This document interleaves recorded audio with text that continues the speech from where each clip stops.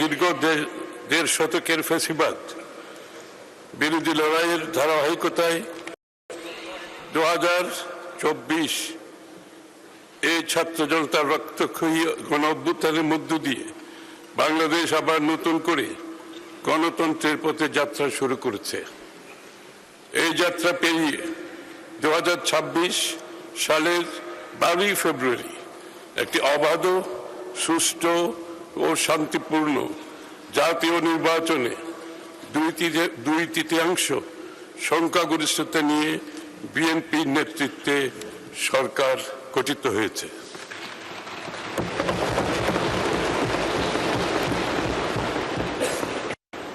সরকারের অর্থমন্ত্রী হিসাবে দায়িত্বপ্রাপ্ত হয়ে আমি আজ এই মহান সংসদে আমাদের প্রথম বাজেট প্রস্তাবনা উত্থাপনের জন্য দাঁড়িয়েছে মাননীয় স্পিকার। শুরুতেই বিনম্র শ্রদ্ধার সাথে স্মরণ করছি মহান মুক্তিযুদ্ধের বীর শহীদদের এবং নির্যাতিত নারী সহ সকল আত্মত্যাগী মানুষদের।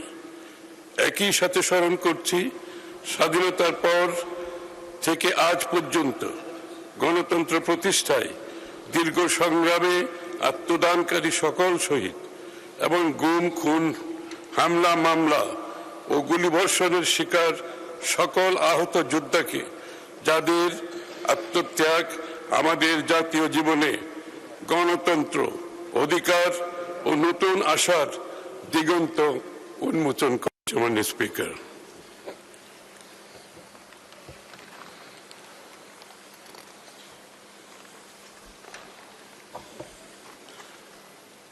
দেশ ও জনগণের প্রতিটি ক্রান্তি লগ্নে শহীদ প্রেসিডেন্ট জিয়াউর রহমান এবং পরবর্তীতে দেশনেত্রী বেগম খালেদা জিয়ার নেতৃত্বে বিএনপি বরাবরই জনগণের আশা আকাঙ্ক্ষার পক্ষে অবস্থান নিয়েছে এবং দেশকে এগিয়ে নিয়েছে।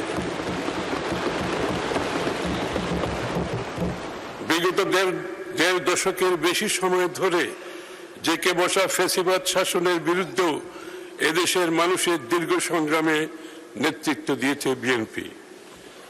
2016 সালের ভিশন 2030, 2022 সালের রাষ্ট্র মেরামতের 27 দফা এবং 2023 সালের যুগপৎ আন্দোলনের 31 দফার ভিত্তিতে বিএনপির নেতৃত্বে যে আন্দোলন গড়ে উঠেছে, সেটি ফ্যাসিবাদ বিরোধী গণ অভ্যুত্থানের জমিন তৈরি করেছে।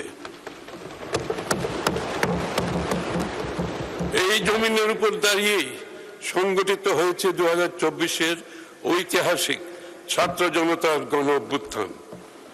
মাননীয় প্রধানমন্ত্রী তারেক রহমানের নেতৃত্বে রাজনীতি ও রাষ্ট্র ব্যবস্থার সংস্কার, মেরামত ও রূপান্তরের 31 দফার পথ ধরে বিএনপি গণ অভ্যুত্থানের আকাঙ্ক্ষাকে ধারণ করে আরো সম্প্রসারিত প্রস্তাব জুলাই জাতীয় সনদে উপস্থাপন করেছে।